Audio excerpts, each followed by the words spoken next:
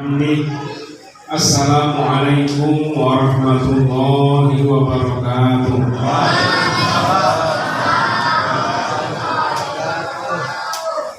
Assalamualaikum warahmatullahi wabarakatuh.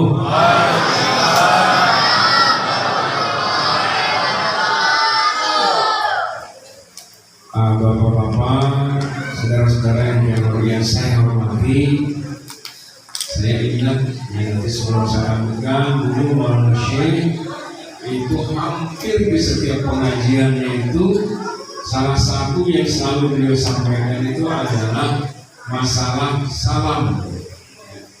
Salam. Apa maknanya?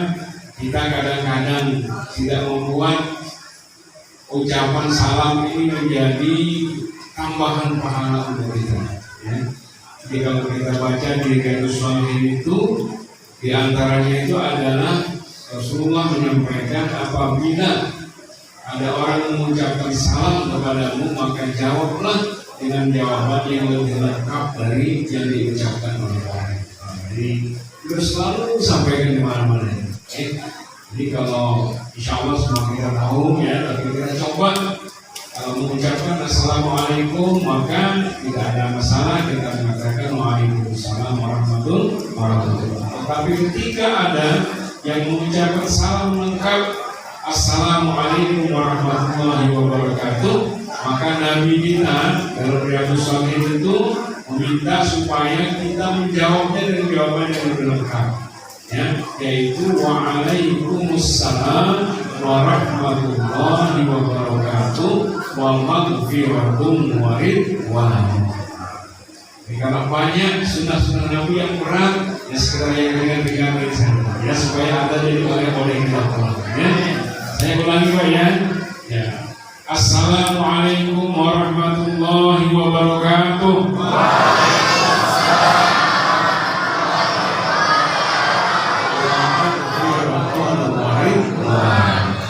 Itu maknanya kalau ada orang memberi kita sesuatu maka kita memberinya dengan pemberian yang lebih dari yang orang berikan kepada kita. Itu bisa ini. Bismillahirrahmanirrahim. Alhamdulillahirabbil alamin wassalatu wassalamu ala asyrafil mursalin wa ala alihi wa sahbihi ajma'in. Allahumma aslih ummata Muhammadin sallallahu alaihi wasallam wa farij an ummati Muhammadin sallallahu alaihi wasallam warham ummata Muhammadin sallallahu alaihi wasallam wansyur wahfad wa ayyid nahdlatal watani fil alamin bi haqqi Muhammadin sallallahu alaihi wasallam wa amir nahdlatal watani diniyatal islamiyyah ala madhhabi ahli sunnati wal jamaati ila yaumiddin bi haqqi nabiyina Muhammadin sallallahu alaihi wasallam.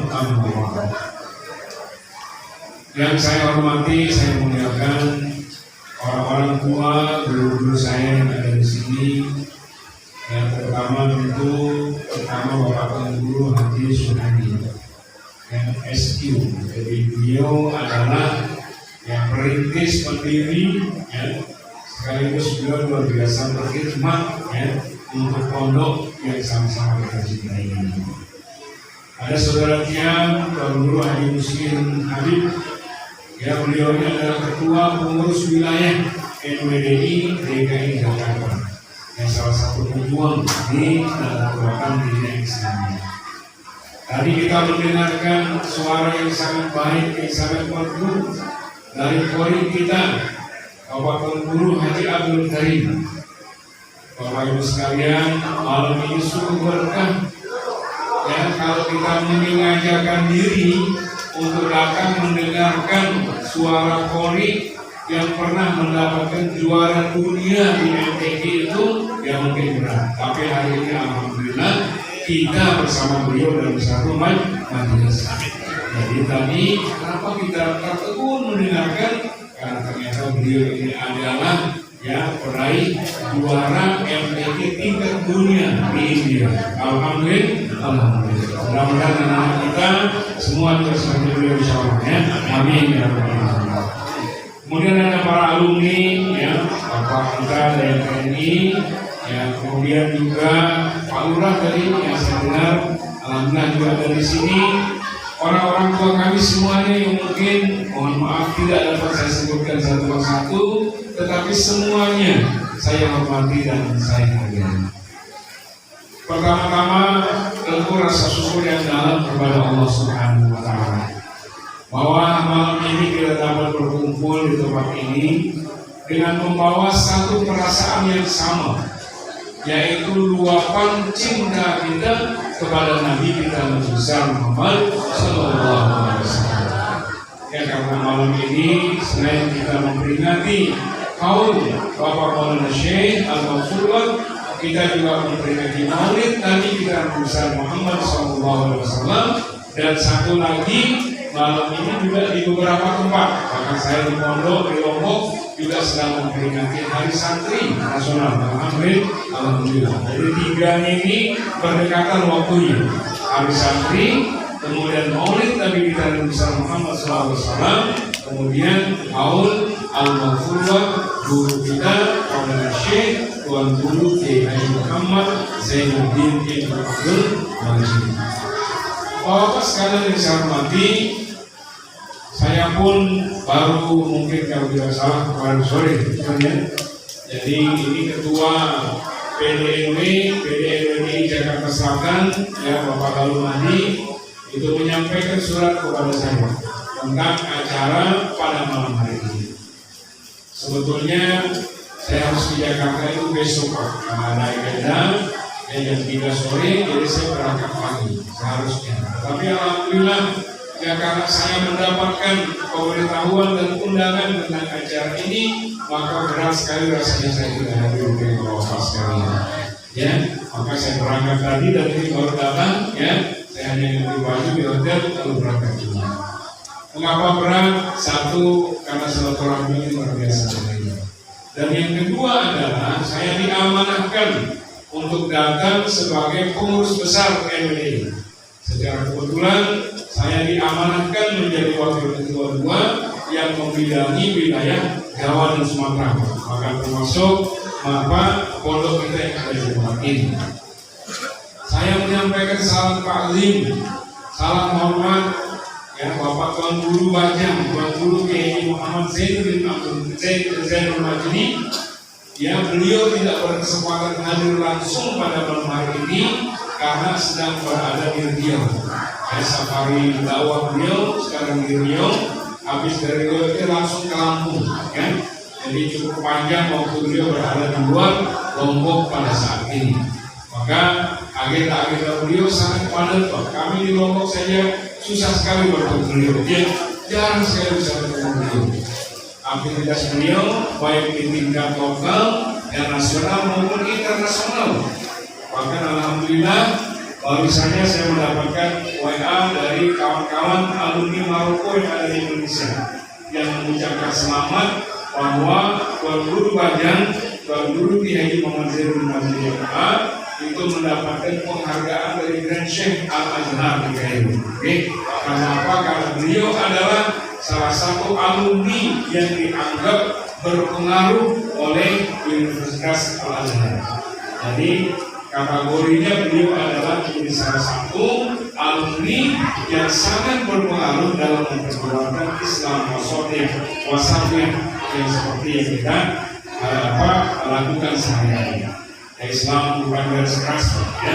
Jadi Islam adalah Islamnya rahmatan lil alamin. Maka salah satu tokoh Islam wasatiyah yang nasional maupun internasional itu adalah Bapak Tuan Guru Bajang, Tuan Guru Kiai Haji Muhammad Zainuddin MA. Kita doakan mudah-mudahan beliau tetap sehat walafiat dalam mengemban amanah, ya, untuk berada di tengah-tengah umat yang mengayomi, menyirami umat dengan fatwa-fatwa dari Tausiah Rasul beliau yang luar biasa. Bapak-bapak dan saudara-saudara yang saya hormati, sungguh kebahagiaan kita pada malam hari ini bukan semata-mata karena kita bisa berkumpul seperti ini, tetapi berkumpul kita ini menjadi asbab yang luar biasa. Dalam hadis qudsi itu dijelaskan bahwa Setiap hari Allah Subhanahu wa Ta'ala itu mengutus para malaikat untuk berkeliling di muka bumi ini, untuk melihat di mana ada majelis-majelis yang membicarakan kebesaran Allah Subhanahu wa Ta'ala, majelis-majelis yang mengagungkan Allah Subhanahu wa Ta'ala, termasuk di dalamnya adalah mengagungkan Nabi kita besar Muhammad Sallallahu Alaihi Wasallam. Maka apabila malaikat itu bertemu dengan majelis-majelis seperti itu, seandainya Allah memberikan kita kekuatan untuk melihat para malaikat yang ada di sekitar kita, maka begitu majelis bertemu, begitu malaikat-malaikat itu bertemu dengan majelis seperti itu, mereka membentangkan sayapnya lalu bersusun-susun sampai arasy Allah Subhanahu wa Ta'ala. Dan malaikat yang ada di arasy Allah Subhanahu wa Ta'ala berkata kepada Allah, wahai Allah, demi jiwaku yang ada di tanganmu, maka ampunilah dosa orang-orang yang ada di majelis ini. Subhanallah. Maka pada malam hari ini kita sedang didoakan oleh para malaikat agar Allah Subhanahu wa Ta'ala mengampuni dosa-dosa kita. Amin. Amin. Amin. Maka kita berharap berdoa kepada Allah, mudah-mudahan dosa-dosa kita diampuni oleh Allah Subhanahu wa Ta'ala sebelum kita bangun dari tempat ini. Amin. Bapak-bapak dan saudara-saudara yang kita saya hormati, ya maaf saya suka mengatakan tiang ya. Tiang itu bukan ini. Jadi tiang itu kalau bahasa Lombok itu sama dengan bahasa Bali, artinya saya dalam bahasa halus gitu ya. Jadi saya bahasa halusnya kalau Lombok itu dalam tiang. Saya mohon maaf, saya suka tiang. Ya, ketika Ustaz Yusuf Mansur datang ke pondok, lalu saya mengatakan tiang-tiang, beliau katakan kok tiang bisa minta maaf ya. Ya, ada tiang maksudnya adalah saya. Ya, bahasa Lombok itu sama dengan bahasa Bali, jadi antaranya itu adalah tiang itu adalah saya dalam bahasa yang halus ya kepada Bapak sekalian. Nah, apa yang kita peringati pada malam hari ini ya? Dua orang yang betul kita cintai. Satu adalah Maulid Nabi kita besar Muhammad SAW, dan yang kedua adalah kaum kita. Maka Nabi kita tentu tidak cukup hanya dengan kita mengatakan cinta kepada beliau. Beliau menyatakan bahwa cinta kita harus kita buktikan. Dan ingat, apabila kita bisa menjadi orang yang mencintai Nabi kita, maka janji beliau sudah disampaikan. Man ahabbani kana ma'i fil jannah. Barang siapa yang cinta kepadaku, maka aku bersama dia di surga nanti, kata Nabi kita. Siapa yang mencintai Nabi kita? Man ahya sunnah. Barang siapa yang menghidupkan sunnah beliau, mengikuti jalan hidup beliau, maka itulah orang yang dianggap mencintai Nabi kita. Nabi kita sudah memberikan contoh kepada kita dalam seluruh aspek kehidupan. Beliau sebagai pengusaha, sebagai pedagang, tidak bisa mencontoh beliau. Saya membaca artikel beberapa hari yang lalu, itu yang dibuat oleh orang Kristen. Beliau mengatakan, mengakui bahwa Muhammad itu adalah ekonom yang paling jujur sepanjang sejarah. Jadi beliau menyampaikan seperti itu, padahal yang ngomong orang Kristen. Dia mengatakan bahwa Muhammad adalah ekonom yang paling jujur sepanjang sejarah.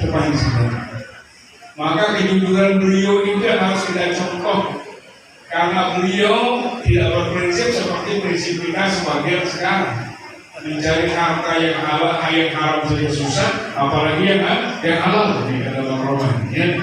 Tapi beliau mengatakan jangan percaya, itu tidak benar. Ya. Tetapi Nabi sudah mencontohkan kepada kita bagaimana kejujuran beliau, yaitu justru mendatangkan keuntungan yang sangat besar dalam usaha-usaha perdagangan yang beliau lakukan. Ya, sehingga kalau kita ingin maju seperti beliau, tentunya kita ikuti sifat beliau. Sebagai seorang pedagang, beliau jujur dan beliau amanah.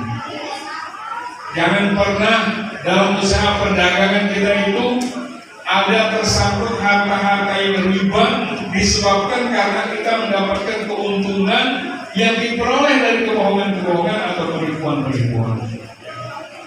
Umpama ini kita jual kain, ya, kain sarung. Kalau kita ambil kain sarung ini di Jakarta harganya 50.000. Karena ingin mendapatkan keuntungan yang banyak, di Lombok itu saya ngomong bahwa wah ini saya mengambil di Jakarta dengan harga 70.000, ya. Oke lah, biar saya rugi-rugi dikit, ambil 60.000 sudah. Padahal di sana sudah ada untungnya, Pak. Ya, sudah dia berbohong, ya, mendapatkan keuntungan dari kebohongan. Maka itulah yang disebut dengan riba. Ya, kita kaget membaca salah satu kitab tentang fikih perniagaan bahwa harta riba itu 1 dirham saja yang masuk ke dalam tubuh kita, maka 1 dirham harta riba itu yang kita makan dosanya lebih besar daripada menggauli ibu sendiri. Berapa besarnya, Pak? Mungkin kalau ada orang menggauli ibu sendiri pasti bikin heboh, karena itu adalah tidak pernah dilakukan oleh orang yang masih bernama manusia.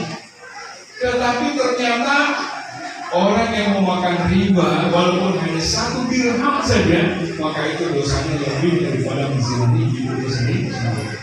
Nabi kita sudah memberikan contoh perniagaan secara jujur, dan insya Allah jangan kita ragu, Pak. Jangan kita mengatakan sekarang kalau jujur itu susah, ya.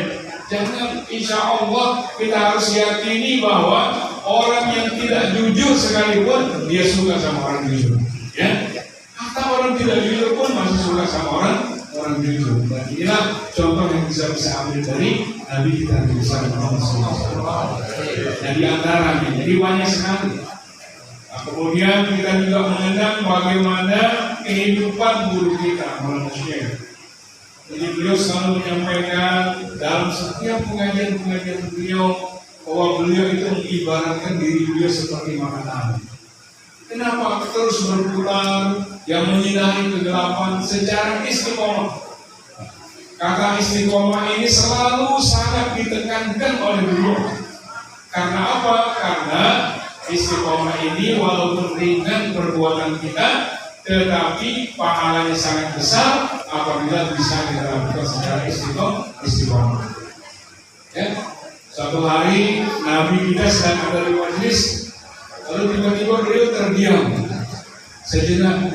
Para sahabat pasti mengira bahwa beliau sedang menerima wahyu. Hai Rasulullah, apakah kau sedang menerima wahyu?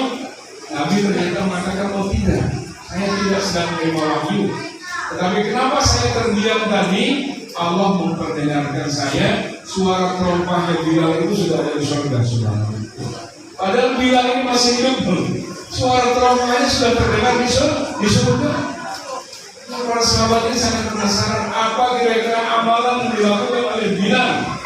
Ternyata ada amalan sederhana tetapi dilakukan secara istiqomah oleh Bilal bin Rabah.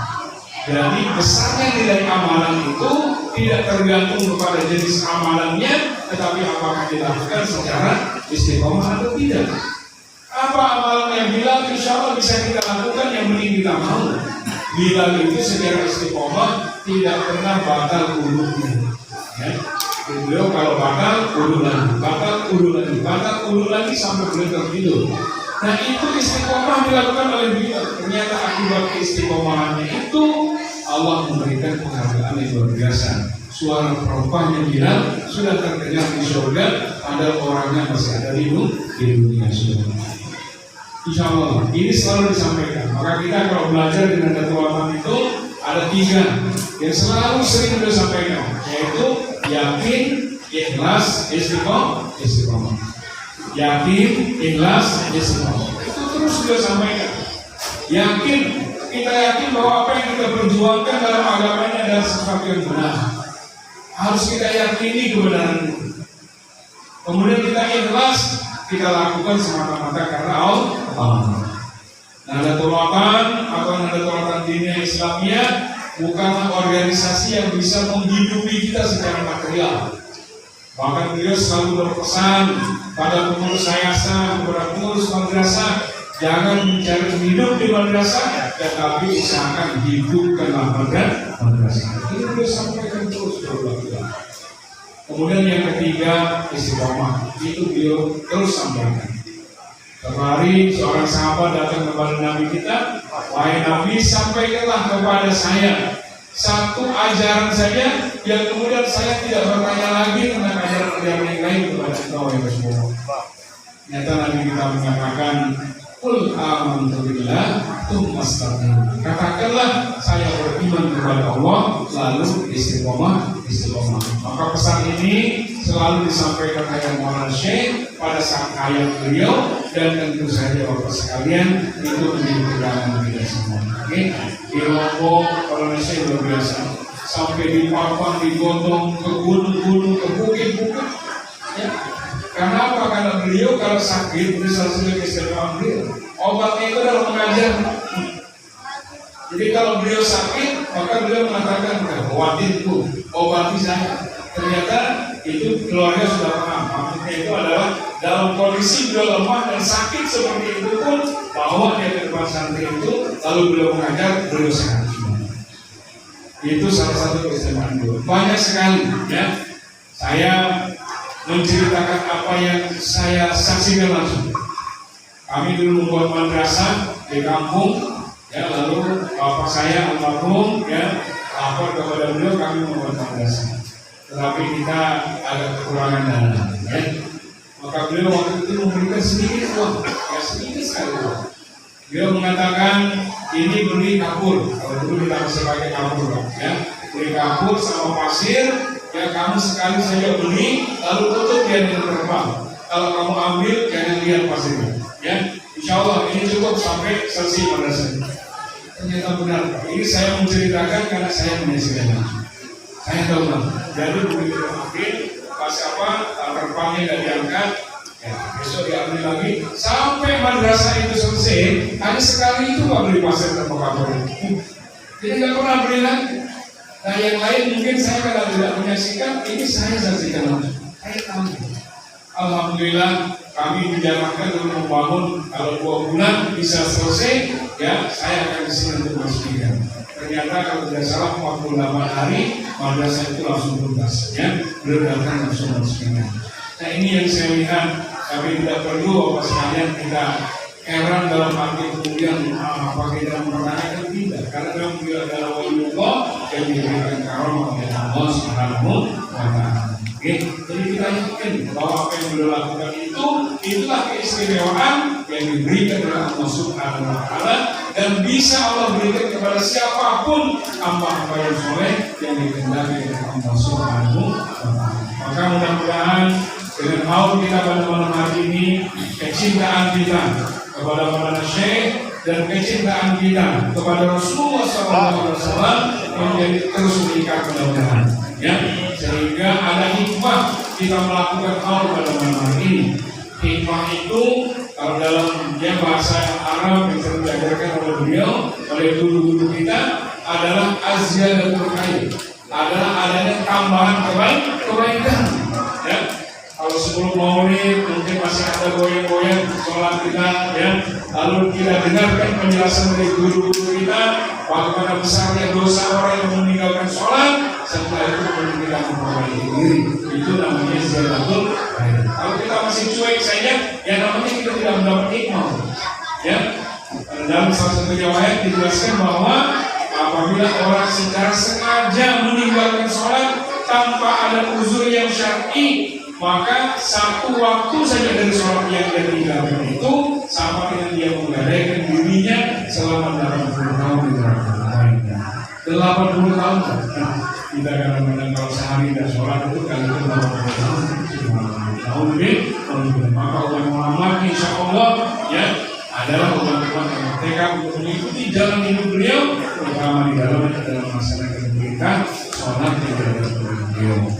Maka atas nama pengurus besar Kekuatan Diniyah Islamiyah, kami menyampaikan ucapan terima kasih, apresiasi yang setinggi-tingginya kepada seluruh pengurus madrasah, pondok pesantren yang ada di tempat ini, dan juga pengurus organisasi, mulai dari pengurus wilayah, pengurus daerah, pengurus cabang, yang alhamdulillah saya yakin mengumpulkan jamaah di Jakarta dengan jumlah yang besar ini tidak mudah, ya. Insya Allah tidak mudah. Saya yakin, sampai saya tanya dari beliau bagaimana mengkoordinasikan. Saya bilang itu urusan kita dari Jakarta. Jadi insya Allah luar biasa kehadiran kita di tempat ini. Kita doa kepada Allah mudah-mudahan kedatangan kita di tempat ini memang benar-benar karena cinta kita kepada Rasulullah, cinta kita kepada gurunya, sehingga kita mendapatkan apa yang disabdakan oleh Rasulullah, man ahabba sunnati ya man ahabbani kana ibn jannah. Barang siapa yang cinta kepadaku, maka kelak dia bersama aku di dalam surga. Kita doakan kepada Allah seperti kita berkumpul di musala pada saat ini, seperti inilah mudah-mudahan Allah mengumpulkan kita di surga bersama Nabi kita Muhammad Sallallahu Alaihi Wasallam, para guru-guru kita, terutama Al-Mafullah, para Syekh dan guru yang Muhammad Zainuddin Abdul Majid. Demikian Bapak dan Ibu yang saya hormati, ini yang dapat saya sampaikan. Terima kasih atas segala perhatian. Mohon maaf atas segala kekurangan.